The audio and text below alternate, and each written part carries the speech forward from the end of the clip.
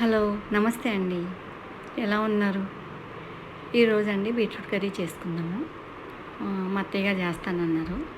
కొబ్బరితో అండి, చాలా బాగుంటుంది. మీరు కూడా చూసేయండి.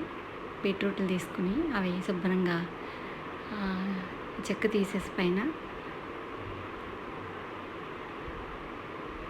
దాన్ని మనం మిక్సీలో వేసుకుని ముక్కలుగా కోసుకున్నా చేసుకోవచ్చు, లేకపోతే దాంతో అన్నా తురుముకోవచ్చు. నేనైతే తురిమేసుకున్నానండి.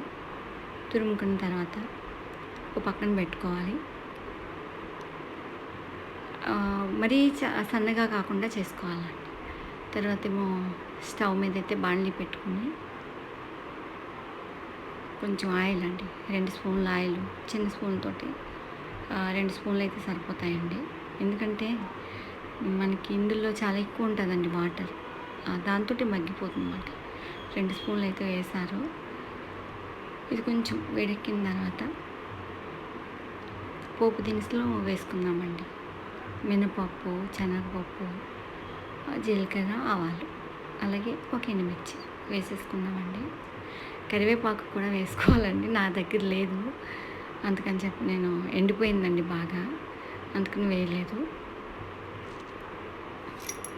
అత్తయ్య గారు పర్వాలేదు ఏమీ కాదన్నారని చెప్పి ఇంకా వేయలేదండి ఆవిడ.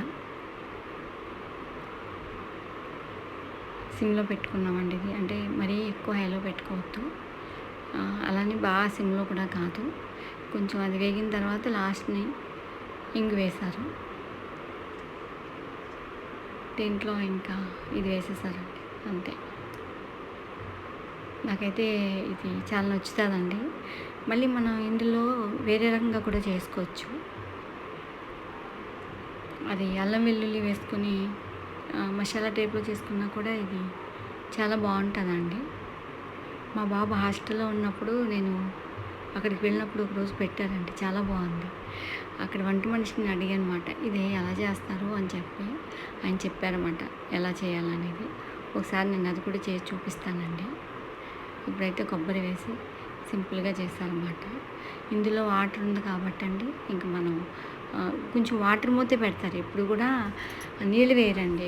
ఎక్కువ మన గ్రేవీ కావాలంటే ఏ కర్రీస్లో అన్నా నీళ్ళు వేస్తారు అత్తయ్య, లేదంటే మామూలుగా ఇలాగే ప్రతి కర్రీస్ మీద కూడా పెట్టండి వాటర్ వేస్తారన్నమాట. అంటే వాటర్ మూత అంటారన్నమాట.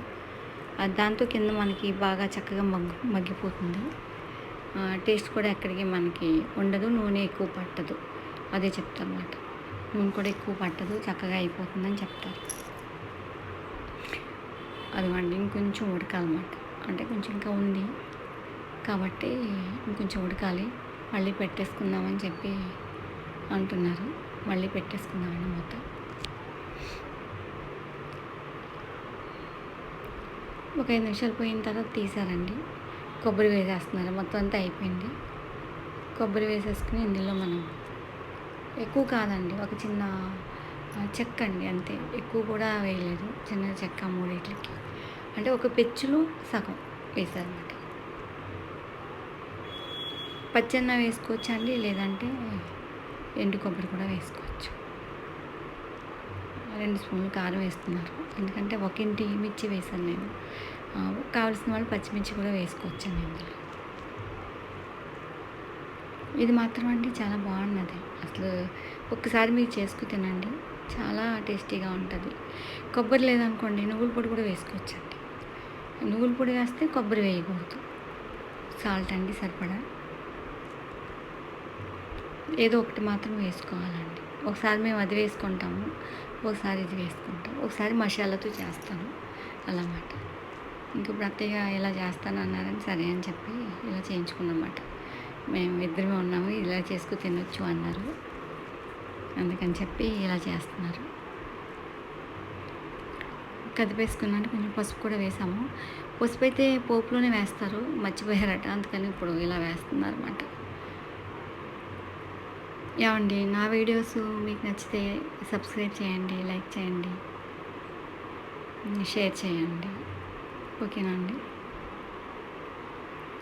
ఎలా ఉన్నాయో కామెంటు పెట్టండి. అయిపోయిందండి. కొంచెం మూత తీసేసి ఒక 2 నిమిషాలు ఉంచారు. ఉంచిన తర్వాత కొత్తిమీర వేసుకునండి. మనం దించేసుకోవడం.